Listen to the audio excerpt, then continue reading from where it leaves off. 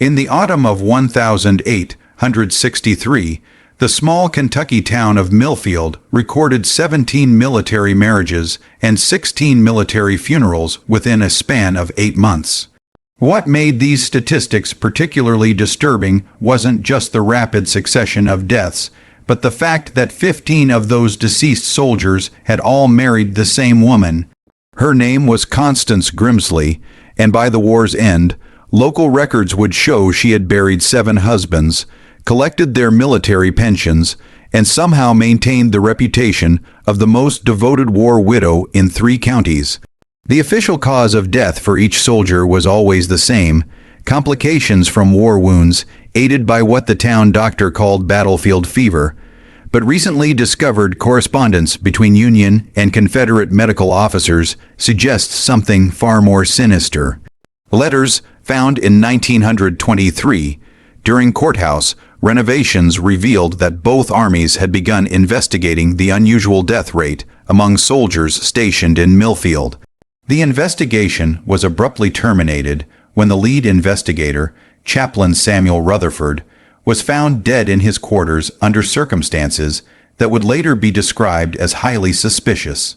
What authorities discovered in Constance's attic 70 years later would change everything we thought we knew about Civil War-era medicine and raise questions about how many other devoted widows might have been operating similar schemes across the war-torn countryside. To truly understand how Constance Grimsley managed to operate her deadly enterprise for so long, we need to examine the unique circumstances that made Millfield the perfect hunting ground for a woman with her particular talents. Millfield, Kentucky, in 1862, was a town caught between 2 worlds. Located just 15 miles from the Tennessee border, it found itself in the precarious position of being a Union stronghold surrounded by Confederate sympathizers. The town's strategic importance lay not in its size, barely 800 residents called it home, but in its position along a crucial supply route that both armies desperately needed to control. The war had transformed Millfield from a quiet agricultural community into a makeshift medical station. The old Methodist church had been converted into a field hospital, while private homes opened their doors to wounded soldiers who needed extended care. It was into this chaos that Constance Grimsley arrived in the spring of 1862, carrying little more than a carpetbag and a letter of introduction from a Presbyterian minister in Louisville, who praised her Christian devotion to caring for our brave defenders. Constance was, by all accounts, a striking woman of 28, standing tall with auburn hair that caught the light just so. She possessed what the local newspaper would later describe as a countenance both beautiful and filled with Christian sympathy. Her background, as she told it, was tragically romantic. The daughter of a physician who had died in a cholera outbreak, she had spent years caring for her ailing mother before the woman's death left Constance alone in the world with nothing but her medical knowledge and her faith. The townspeople of Millfield embraced her immediately. Mrs. Ellen Hartwell, who ran the boarding house where Constance took rooms, would later recall how the young woman seemed to possess an almost supernatural ability to ease the suffering of wounded soldiers. She had such gentle hands, Mrs. Hartwell told a newspaper reporter years later. The boys would cry out in agony when Doc Patterson tended their wounds, but they'd fall peaceful as babies when Miss Constance worked her healing. What the townspeople didn't know was that Constance had arrived in Millfield with more than just medical knowledge. Hidden in the false bottom of her carpetbag was a small leather journal, its pages filled with meticulous notes written in a cramped, precise hand. The journal contained what appeared to be medical recipes and treatments, but closer examination would later reveal something far more sinister: detailed observations on the effects of various plant extracts on human physiology, complete with notes on dosage, timing, and symptoms. The timing of Constance's arrival couldn't have been more perfect. The Battle of Shiloh had filled Millfield's makeshift hospital to overflowing, and the overwhelmed doctor, Patterson, welcomed her assistance with grateful relief. Within weeks, she had established herself as the most capable nurse in the county, and her reputation for bringing comfort to dying soldiers spread throughout both Union and Confederate camps, but it was her personal story that truly endeared her to the community. During her second month in Millfield, Constance confided to Mrs. Hartwell that she had been engaged to a Union officer who had died at Bull Run. The tragedy, she claimed, had left her unable to bear children of her own, but had filled her heart with an overwhelming desire to care for other mothers' sons who were dying so far from home. A perfect cover story for a woman with much darker intentions. On a humid June evening in 162, Private Thomas Kellerman of the 5th Kentucky Infantry became Constance Grimsley's first husband in Millfield. The wedding took place in the converted Methodist church, with Dr. Patterson himself serving as witness and Mrs. Hartwell tearfully declaring it the most romantic wartime ceremony she had ever seen. Thomas was a farmer's son from eastern Kentucky who had taken shrapnel in his left leg during a skirmish near Bowling Green. The wound had festered during the long journey to Millfield, leaving him unable to walk without assistance and facing the possibility of amputation. When Constance volunteered to provide him with private nursing care, the arrangement seemed both practical and blessed by Providence. The courtship, if it could be called that, lasted exactly 3 weeks. Thomas, grateful for her constant attention and moved by her apparent devotion to his recovery, proposed on a warm Thursday evening as she changed his bandages by lamplight. Constance accepted with what witnesses described as tears of joy, though she insisted they marry immediately before his regiment moved on. "I cannot bear to lose another love to this terrible war," she told Mrs. Hartwell. "If God grants us only a short time together, let us at least have the blessing of marriage." The ceremony took place on June 18, 1862, with Thomas supported by makeshift crutches and Constance radiant in a simple blue dress she had sewn herself. Dr. Patterson noted in his journal that the groom seemed unusually pale and complained of stomach ailments, but he attributed this to wedding nerves and the excitement of the occasion. The honeymoon period lasted exactly 4 days. On the morning of June 22, Mrs. Hartwell found Constance weeping over Thomas's lifeless body. The young soldier had died sometime during the night, apparently from what Dr. Patterson would later diagnose as acute gastric fever brought on by the corruption of his battlefield wound. His final hours had been marked by violent abdominal cramps, profuse sweating, and episodes of delirium during which he repeatedly called out warnings about bitter medicine, and the woman with poisoned hands. Dr. Patterson, overwhelmed with other patients and moved by Constance's apparent grief, conducted only a cursory examination. The symptoms were consistent with septicemia from the leg wound, and Thomas had been receiving various herbal treatments that could have produced gastric distress.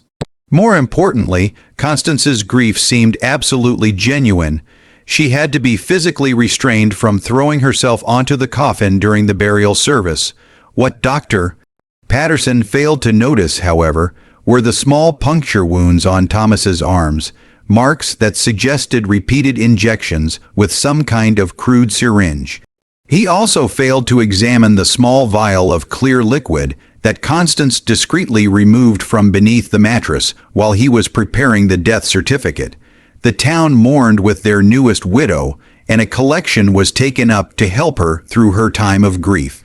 When word arrived 2 weeks later that Thomas's military pension would be paid to his surviving wife, the general consensus was that Providence had provided for the poor woman in her time of need. Constance used a portion of the pension money to purchase a small house on Elm Street, explaining that she needed privacy to properly mourn her husband. She also invested in what she called medical supplies, various herbs, tinctures, and glass vessels that she claimed would help her better serve the wounded soldiers who continued to arrive in Millfield. The house on Elm Street would soon become known throughout the military camps as a place where the most hopeless cases could find comfort and care. Soldiers who were too badly wounded for the main hospital were often brought to Constance's door where she would provide them with private rooms, nutritious meals, and round-the-clock attention. It was also where she would conduct her next 6 marriages, each ending with the same tragic but unexplained results. By the winter of 1862, a disturbing pattern had begun to emerge in Millfield, though few residents were willing to acknowledge what they were seeing.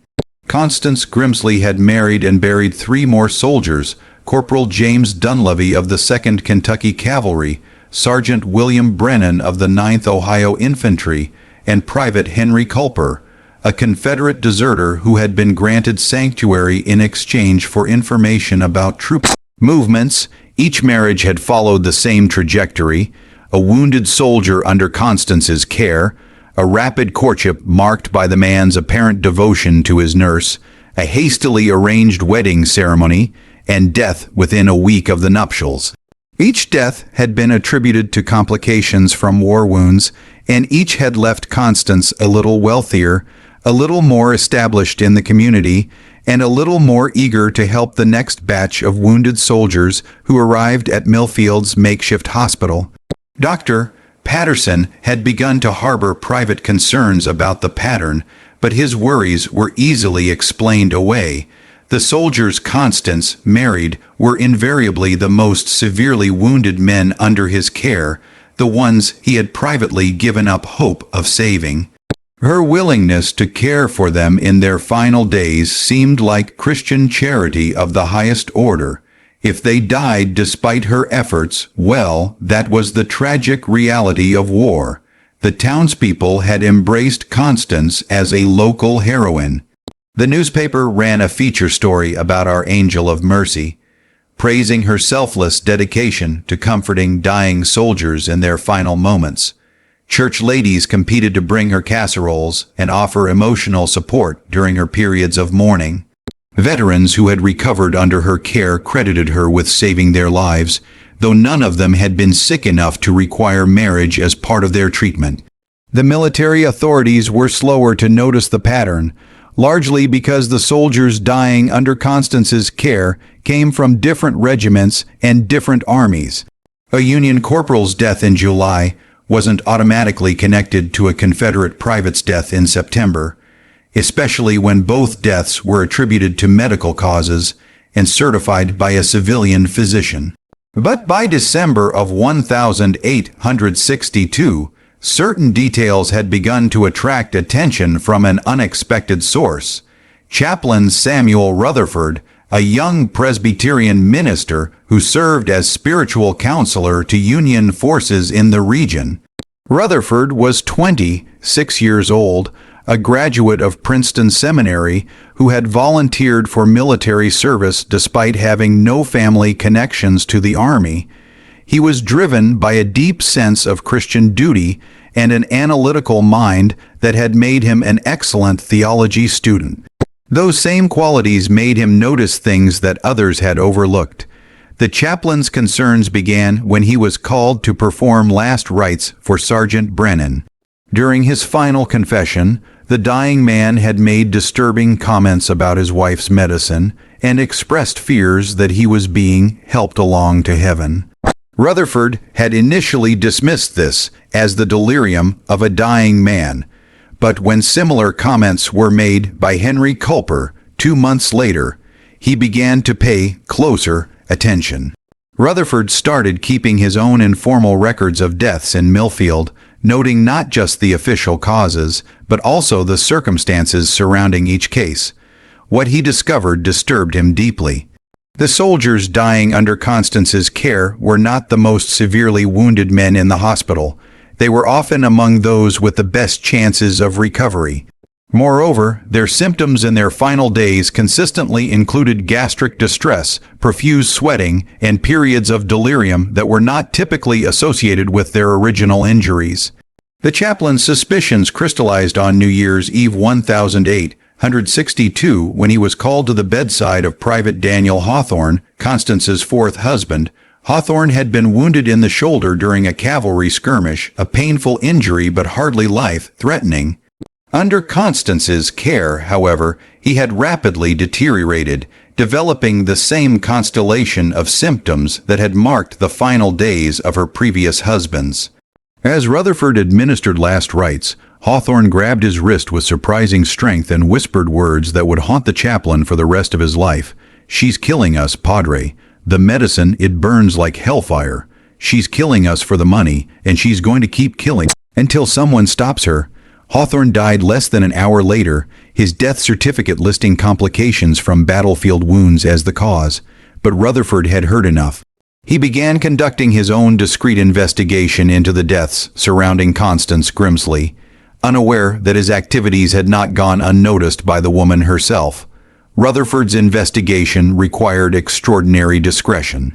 He was, after all, investigating a woman who was considered a local saint, and his accusations would need to be supported by irrefutable evidence. More dangerous still, if his suspicions were correct, he was dealing with a woman who had already killed 4 men and showed no signs of stopping. The chaplain began by examining military records from other regions, looking for similar patterns of soldier deaths. What he discovered was both alarming and illuminating. In 3 other Kentucky towns, reports had surfaced of unusually high death rates among soldiers receiving private nursing care from war widows. In each case, the women in question had married multiple soldiers and inherited their military pensions. In each case, the official cause of death had been listed as complications from war wounds. Rutherford's correspondence with military authorities in these other towns revealed additional disturbing details. The women all shared certain characteristics. They were attractive, claimed to have medical training, and had appeared in their respective communities during the early months of the war, carrying letters of introduction from distant ministers. Most significantly, several of the women had been seen purchasing unusual quantities of certain herbs and chemicals from local apothecaries. Armed with this information, Rutherford began discreetly interviewing apothecaries in surrounding towns. What he learned sent chills down his spine. A druggist in Lebanon reported selling large quantities of white arsenic to a woman matching Constance's description, claiming she needed it to treat rat infestations in the hospital. A pharmacist in Springfield had sold her significant amounts of antimony, a substance commonly used in small doses as a medicine, but deadly in larger quantities.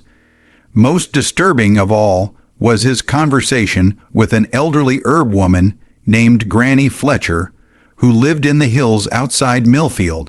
The old woman had been approached by Constance several months earlier seeking information about natural remedies for helping soldiers pass peacefully. Granny Fletcher had been suspicious of the request and had refused to provide the information. But she remembered Constance asking specifically about plants that could cause symptoms resembling battlefield fever. While Rutherford gathered evidence, Constance was preparing for her 5th marriage. Her latest target was Lieutenant Marcus Sheffield, a Union cavalry officer who had been shot in the thigh during a reconnaissance mission. Sheffield's injury was healing well under Dr. Patterson's care, but Constance had convinced the doctor that the young officer's mental state required special attention. "He suffers from terrible nightmares about the battle," she explained to Dr. Patterson. "The poor boy wakes up screaming every night. I believe he would benefit from the kind of personal care that only private nursing can provide." Sheffield was indeed suffering from what we would now recognize as post-traumatic stress, and he was grateful for Constance's attention. She seemed to understand his torment in ways that others could not, listening patiently as he described the horrors he had witnessed and offering comfort that went beyond the purely medical. The courtship progressed with the same pattern that had marked her previous relationships. Within 2 weeks, Sheffield was declaring his love and speaking of marriage as soon as he was well enough to resume his duties. Constance accepted his proposal with tears of joy, insisting once again that they marry immediately rather than risk separation by the fortunes of war. The wedding was set for February 14, 1863, Valentine's Day, But Chaplain Rutherford had no intention of allowing Constance to claim another victim.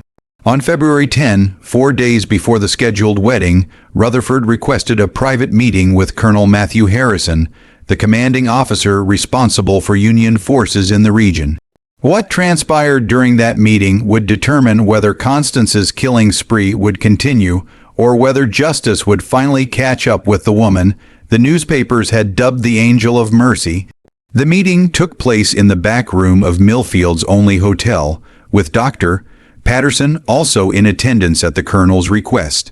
Rutherford laid out his evidence methodically, the pattern of deaths, the suspicious symptoms, the purchases of potentially deadly substances, and the testimonies of dying soldiers who claimed they were being poisoned.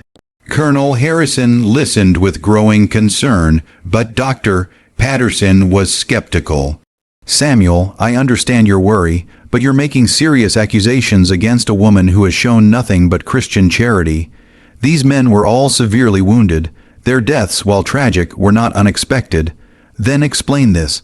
Rutherford replied, producing a small vial he had recovered from the room where Private Hawthorne had died. "I found this hidden beneath the mattress after his death. I took the liberty of having it analyzed by a chemist in Louisville. The vial contained traces of antimony sulfide mixed with arsenic oxide, a combination that would produce exactly the symptoms I've observed in the dying soldiers. In small doses, the mixture would cause gastric distress and sweating that could be mistaken for fever. In larger doses, it would cause the violent convulsions and delirium that had marked the soldiers' final hours." Dr. Patterson examined the vial with shaking hands. "Where exactly did you find this?" he asked. "Hidden in the straw mattress, wrapped in a cloth that had been sewn into a small pocket. There were needle marks on the cloth, suggesting it had been used to transport the substance without detection." Colonel Harrison made his decision quickly. "We'll need to search her house before the wedding. If we find additional evidence, we'll place her under military arrest, but this must be handled discreetly. If word gets out prematurely, she might flee or destroy evidence." The search was scheduled for the morning of February 13, while Constance was at the church, making final preparations for her wedding. But what they found in her house on Elm Street would exceed even their darkest suspicions about the woman who had fooled an entire community.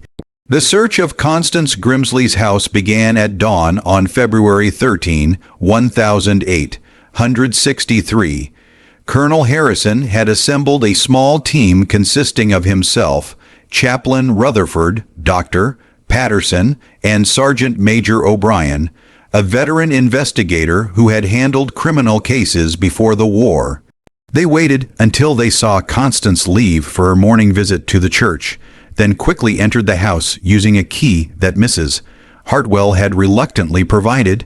What they found in the front rooms was exactly what one would expect in the home of a devoted war widow: religious texts, mourning pictures of her deceased husbands, medical supplies arranged neatly on shelves, and correspondence from grateful soldiers thanking her for her care. But the real discoveries awaited them in the back bedroom that Constance used as her private study. Hidden behind a loose board in the bedroom wall, they found her most damning possessions. The first was the leather journal that Rutherford had suspected existed, a detailed record of her treatments, written in Constance's precise handwriting. But as they read through its pages, they realized that this wasn't simply a record of murders. It was a scientific study documenting the effects of different poisons on human physiology with the detachment of a trained researcher. Each entry began with the subject's name, physical condition, and military background, followed by detailed notes on dosage, timing, and observed effects. Subject responds well to initial treatment of antimony sulfide. Gastric distress begins within 6 hours, accompanied by profuse sweating. Increase dosage tomorrow to accelerate timeline. Another entry noted arsenic oxide proves more reliable for final treatment. Subject expires within 48 hours with symptoms consistent with battlefield fever. No suspicion from attending physician. Dr. Patterson read these entries with growing horror, recognizing his own medical observations quoted alongside Constance's more sinister notes. She had been using his legitimate diagnoses to cover her tracks, timing her poisonings to coincide with expected complications from the soldiers' injuries. But the journal contained more than just records of her murders. The early entries, dating back to 1860, described experiments on stray cats and dogs, carefully documenting which substances were most effective and which caused symptoms that might attract unwanted attention. Later entries mentioned practice subjects, elderly patients in Louisville, who had died under her care before she came to Millfield. Sergeant Major O'Brien found additional evidence in Constance's kitchen, a collection of glass vials containing various substances, each labeled with innocuous names like headache powder and stomach soother, but actually containing deadly concentrations of arsenic, antimony, and mercury compounds. Hidden in a flour canister, they discovered several syringes of different sizes, each with signs of recent use. Perhaps most chilling of all was what they found in her bedroom dresser, a collection of wedding rings and pocket watches taken from her deceased husbands, along with forged documents that would have allowed her to claim military pensions from multiple regiments.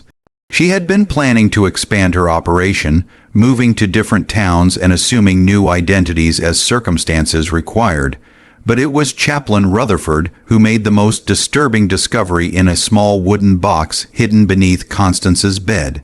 He found correspondence with other women operating similar schemes in different states. The letters revealed that Constance was part of a larger network of war widows who shared information about effective poisons, reliable cover stories, and methods for avoiding detection. One letter, dated January 1863, came from a woman calling herself Margaret in Tennessee. The antimony works perfectly when mixed with legitimate medicine. The soldiers actually request their final doses, believing it will ease their pain. I've perfected the timing. They expire exactly 3 days after the wedding, allowing sufficient time for the marriage to be legally recorded, but not long enough for any suspicion to develop. Another letter, from Elizabeth in Virginia, contained even more practical advice. Always choose soldiers with no living relatives who might ask questions. Men from broken homes make the best targets. No one comes looking for answers. The pension claims are easier to process when there are no competing claims from mothers or sisters. As the search team absorbed these revelations, they realized they were dealing with something far more extensive than a single murderous woman. They had uncovered evidence of an organized conspiracy that might have claimed dozens of lives across the war.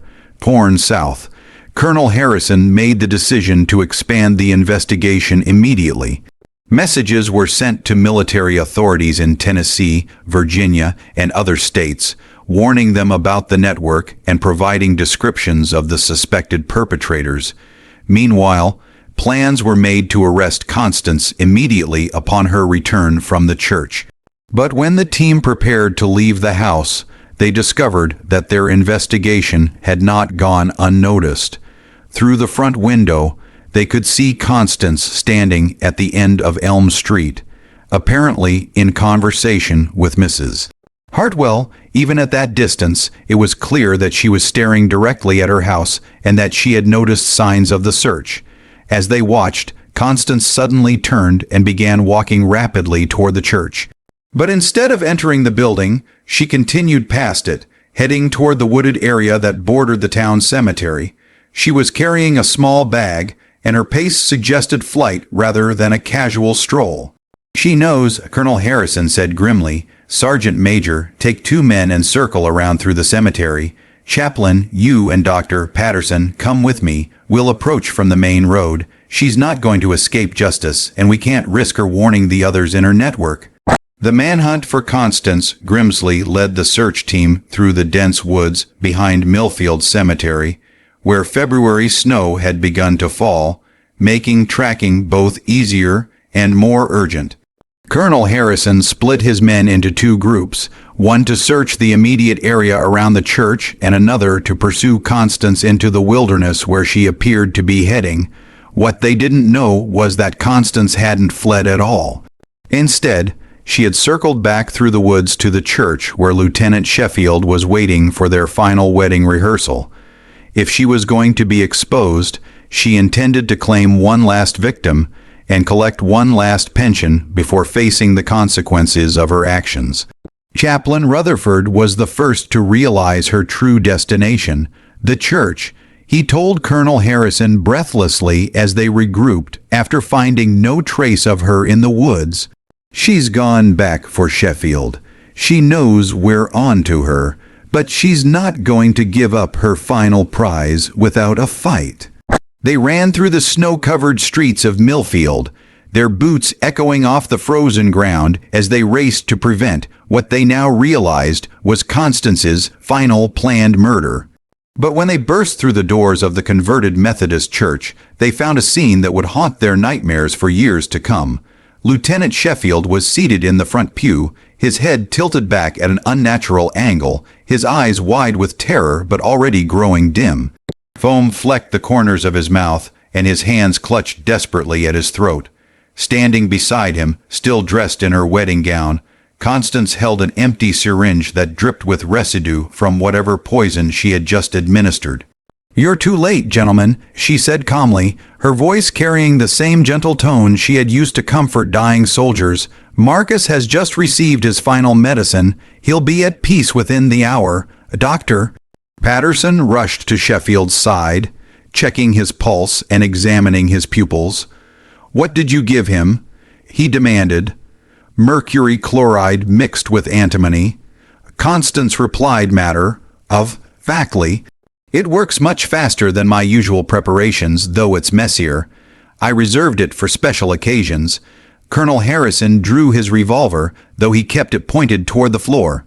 "Constance Grimsley, by the authority of the United States Army, you are under arrest for the murder of Union soldiers and conspiracy to defraud the federal government."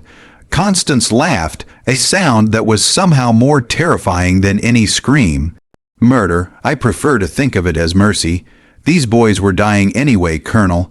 I simply helped them along while ensuring that their sacrifice provided for someone who truly needed the money. Is that so different from what doctors do every day? You killed healthy men." Chaplain Rutherford said, his voice shaking with rage and horror. "Sheffield's wound was healing perfectly. He would have lived a full life, would he?" Constance challenged. "Would any of them? Have you seen what this war does to men's minds, Chaplain? I've watched hundreds of soldiers recover from their physical wounds only to spend their remaining years haunted by nightmares, unable to hold steady employment, turning to drink to forget what they've seen. I gave them peace and I gave their widows financial security. Everyone benefited." As she spoke, Sheffield's convulsions intensified and Dr. Patterson worked frantically to counteract the poison's effects. But even as he forced activated charcoal down the lieutenant's throat and administered what antidotes he had available, it was clear that Constance had calculated her final dosage perfectly. "There's something else you should know," Constance continued, her voice taking on an almost conversational tone.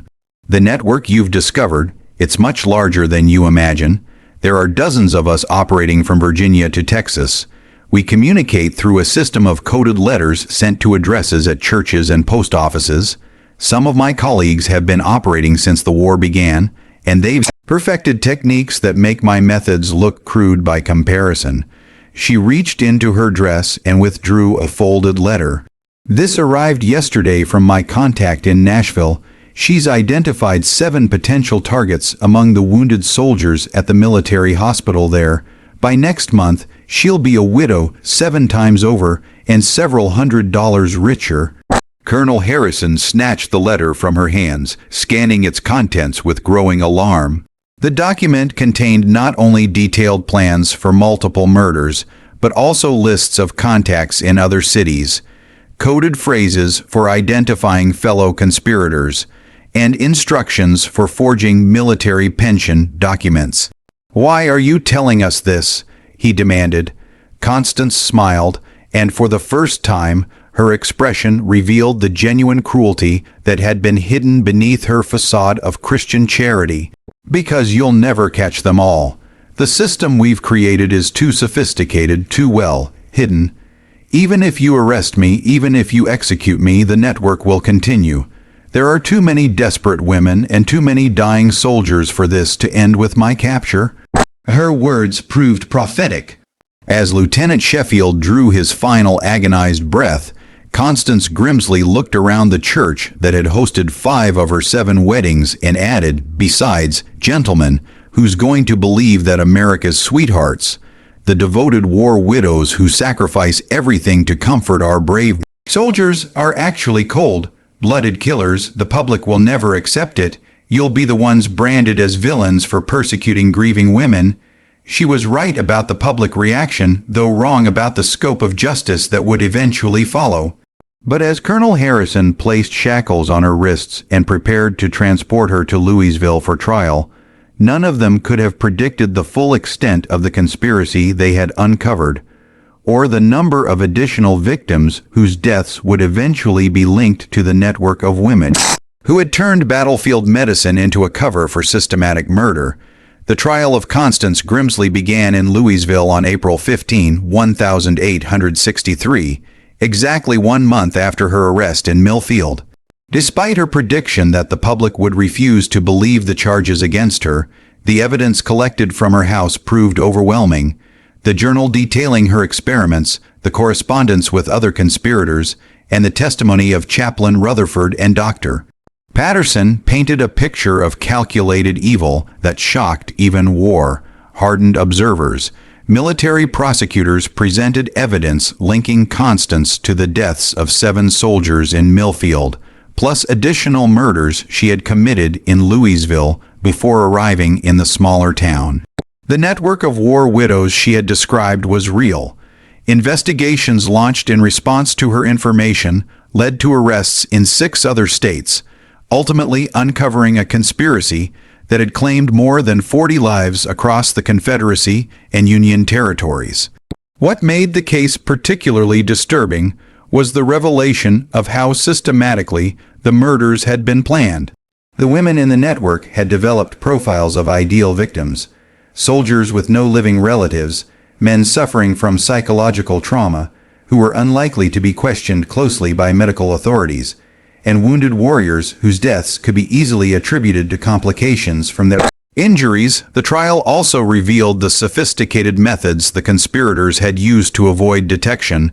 They rotated between different towns, used multiple identities, and carefully timed their operations to coincide with major battles when military record-keeping was at its most chaotic.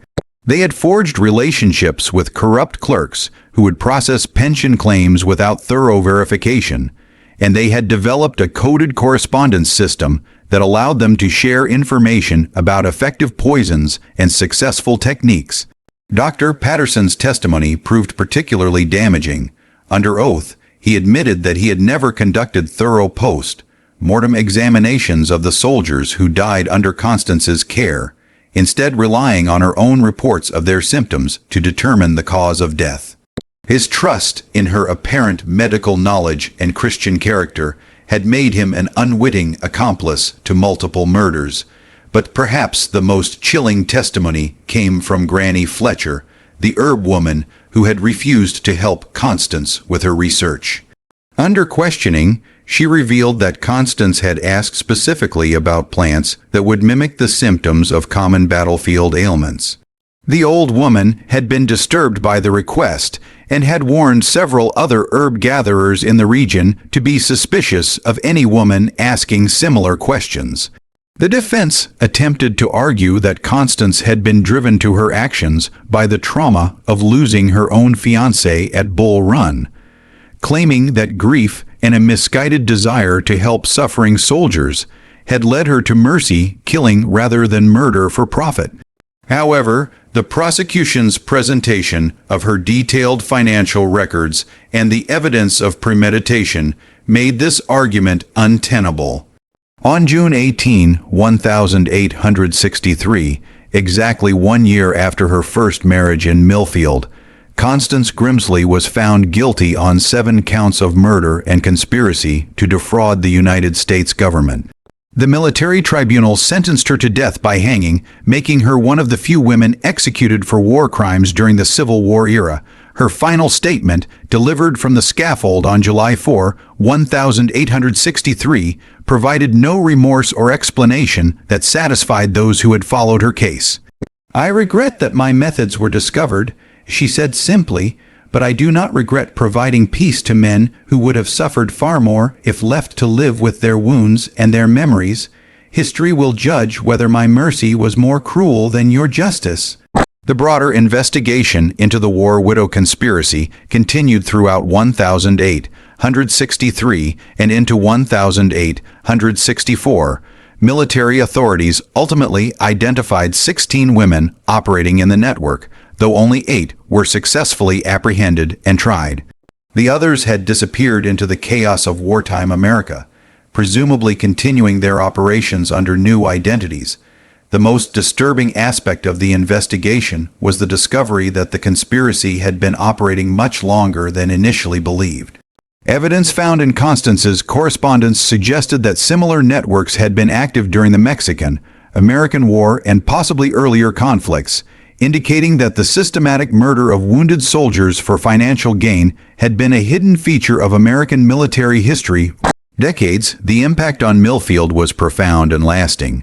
Dr. Patterson, overwhelmed by guilt over his role in enabling the murders, left his practice and moved west, unable to continue practicing medicine knowing how his trust had been exploited.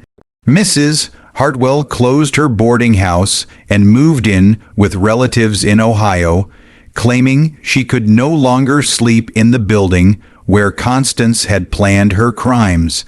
The Methodist Church, where 5 of the murders had been planned and 1 had been committed, was abandoned by the congregation, who felt the building had been too thoroughly corrupted to serve as a house of worship. For years afterward, locals reported strange sounds coming from the empty building at night, though these were more likely the result of wind through broken windows than any supernatural presence. Lieutenant Sheffield was buried in Millfield's military cemetery with full honors, though his grave marker made no mention of the circumstances of his death. The military authorities decided that revealing the details of how he died would serve no purpose beyond causing additional pain to his family and undermining public trust in battlefield medical care. The pension money that Constance had collected from her murdered husbands was never fully recovered.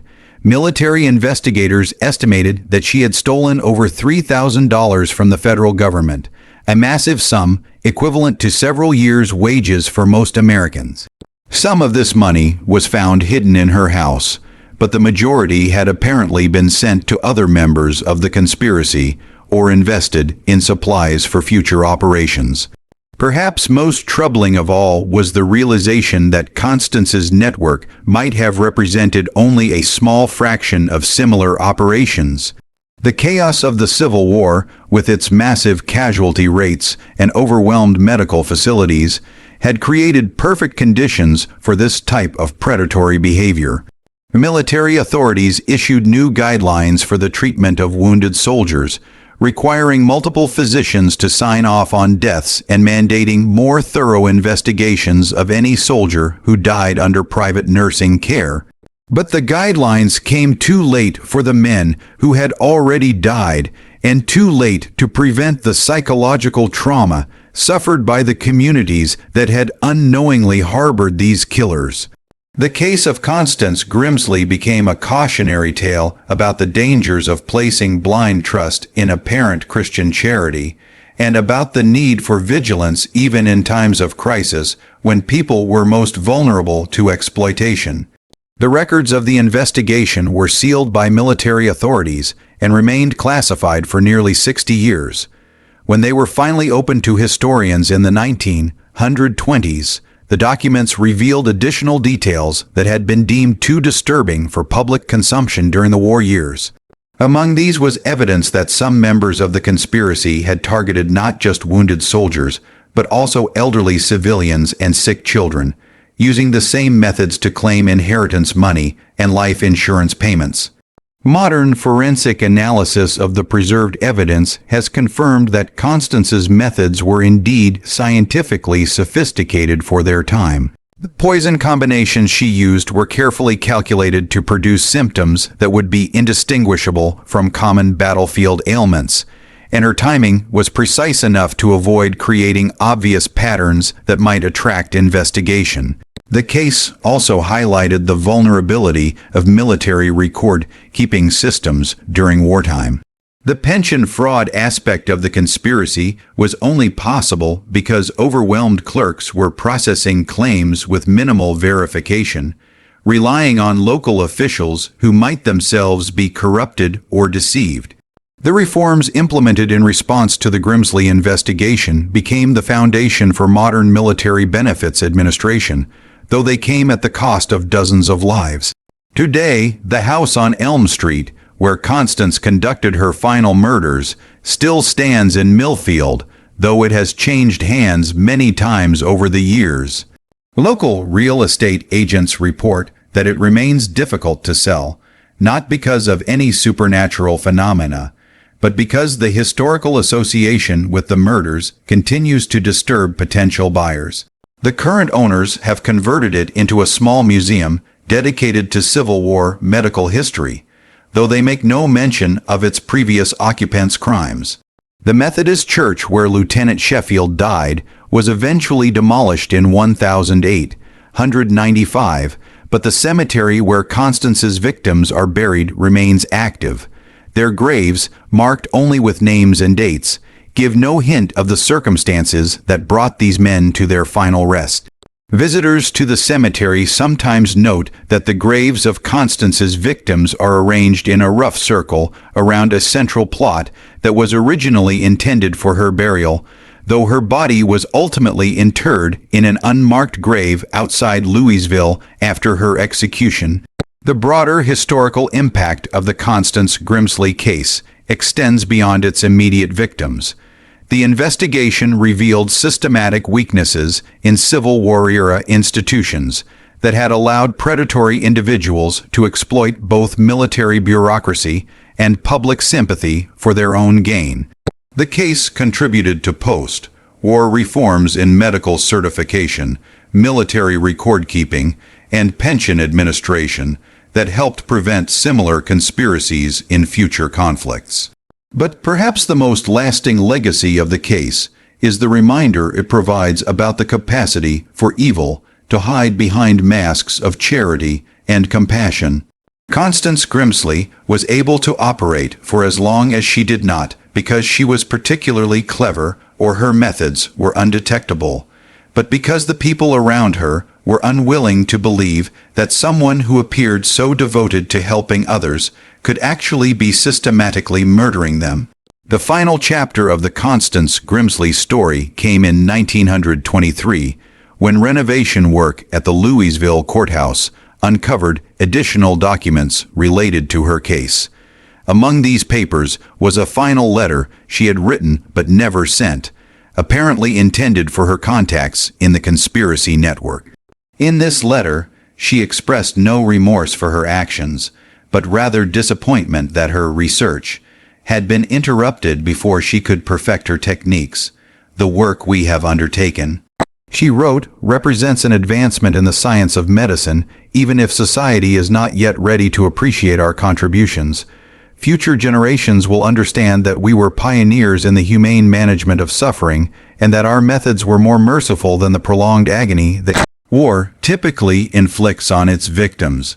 This final document, with its complete lack of moral awareness and its characterization of systematic murder as scientific advancement, provided the clearest insight into the mindset that had driven one of the most disturbing criminal conspiracies in American military history.